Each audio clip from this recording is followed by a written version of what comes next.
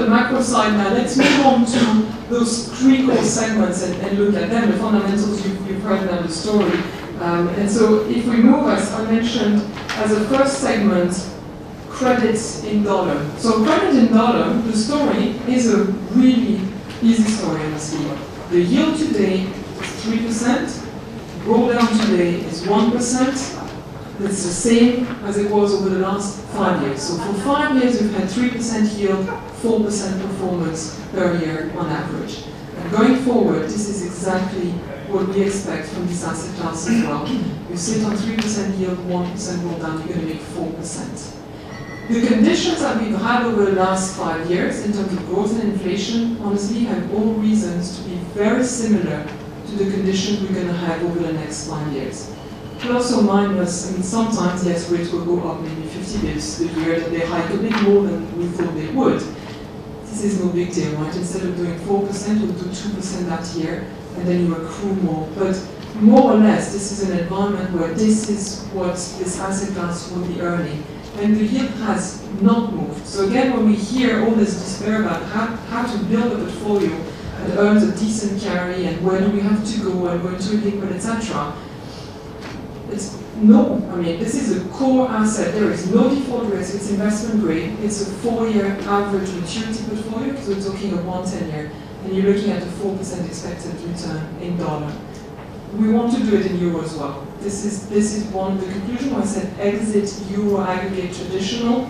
This is our conclusion. This is one place where we want to be. It's in dollar hedge in euro. You basically are ending up with 3%. This compares to 1% for Euro Ag, 2% on the credit if you also add this roll down for the European market, which, by the way, has been less sustainable than in the US. In the US, systematically, when you look at the benchmark, when you look at our own funds, systematically you indeed do on average this 4%. So you can see the curve is steep, both the interest rate curve and the credit curve, and you can actually slow down. So 4% is good for half of the portfolio. I'd argue 3% in euro. I think many clients will sign on the line to get the 3% on average for an investment grade position. I don't think we need to go much further than that.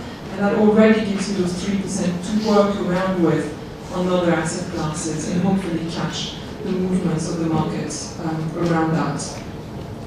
Second topic is the banks that we've just mentioned. So their still valuation are very compelling. What you see here is literally the whole capital structure for Société Générale. So we're starting as a reference point with non-financial spread, which are at 100. And you see, for instance, for tier 2 in euro, Société Générale, the spread is down to 200. All-star tier 1, 300. Additional tier 1, 400.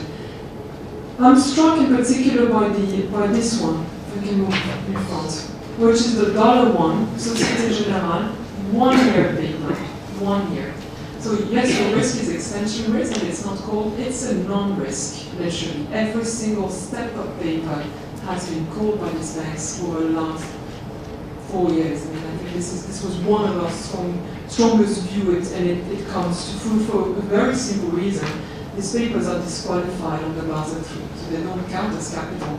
You call them because they cost you a lot of money. And now they cost you exactly 5% in dollar for a 1 year paper.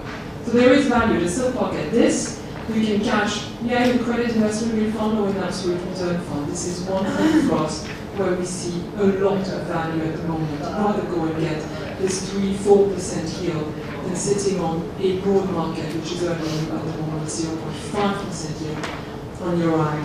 Additional tier 1, this is something we can come back also afterwards. We've got the slide to discuss. There's been a lot going on. I think it's the same thing. Is they offer value, they're not for all portfolios. So you have to be able to bear the volatility. And I think even ourselves, we got too complacent in the formulation. I think 2 years or 3 years ago, when I started presenting those instruments saying they offer value, we're saying don't look at them like fixed income instrument. Look at them like half equity.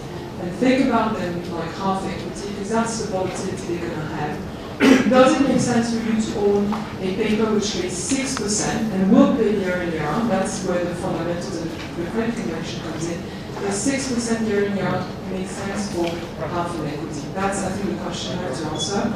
And I think not in all portfolios, not in all, but in many cases, for some pockets, for some clients, it does make sense. It's an instrument that pays very decently.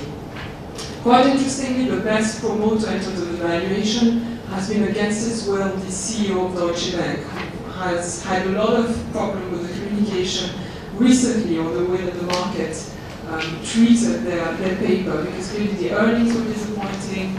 There was a question about their ability to pay coupon. They came back on in the second stage, and in the third stage they came back again, saying they won't be profitable until 2017. So for all these reasons, Deutsche Bank has been the sort of leading underperformer in the banking spectrum. And the CEO has come out last week or 10 days ago saying he doesn't like additional Tier 1 at all because they're way too expensive for them to issue unless you think he's driving the business over the cliff. So that's the best promotion he can do, because he's exactly saying that. We're having a sound business with a sound Tier 1, and we're paying they're paying now 9 to 10% to issue. We're paying 9 to 10% to issue. This is way too expensive for us as an instrument. I'm not sure equities are cheaper for them to issue, but basically the reverse argument is to say, well, indeed, unless you think the banks are really going for a systemic crisis, those instruments offer value. Treat them carefully, one by one. They have different regulations, so I wouldn't want to stress that enough, honestly, that the prospectus are different on each of them. We are making a top-down call, but this is one area where you have to go line by line, instrument by instrument. But as an asset class, I don't think it should be dumped just because it has been volatile at the beginning of the year.